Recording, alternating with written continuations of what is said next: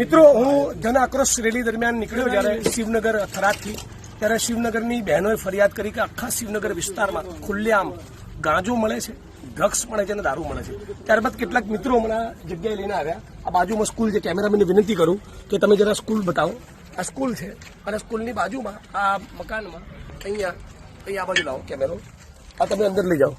આ જો મકાનની અંદર સ્માઇક્સ જે ડ્રગ્સ લેવાની પદ્ધતિ છે, આ માચીસની પેઢીઓ અને પેલું જે ચમકે છે એ પદાર્થ સિલ્વર પેપર, એ સિલ્વર પેપર ને માચીસ પૈસા વાળીને પીવે, પૈસાની નોટ પડી છે. હા, એ બધાનો ઉપયોગ અહીંયા સ્માઇક્સ પીવા માટે થાય છે દરરોજ સાંજે. બરાબર, દરરોજ સાંજે સ્કૂલની બાજુમાં અને સ્કૂલની અંદર બી.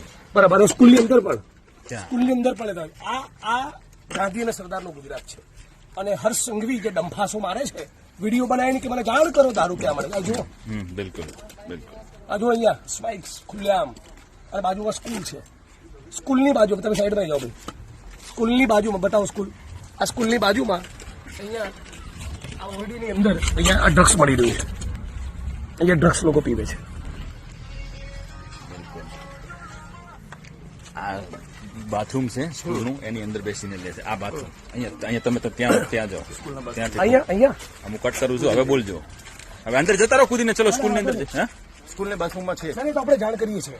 જો બે બધા મિત્રો જે અહીંયા પણ બોટલ પડેલી છે, અને બાજુમાં સ્કૂલ છે. હજુ બાળકો બતાવો. અને બાજુમાં અહીંયા ડ્રગ્સ વેચાય છે. આના દરવાજા તોડીને ભારતીય જનતા પાર્ટીની સરકાર કે છે બનાસકાંઠા જિલ્લાને 2 મંત્રી આપે, અને થરાદની અંદર એ ડ્રગ્સ વેચાય છે. બિલકુલ. બહુ દુઃખ સાથે કહેવું પડે છે કે શિવનગર વિસ્તારની બહેનોએ મને ફરિયાદ કરવી પડે. તો અહીં તો અહીંના જે પોલીસ કર્મી કે એની જવાબદારી બને છે ને. બિલકુલ.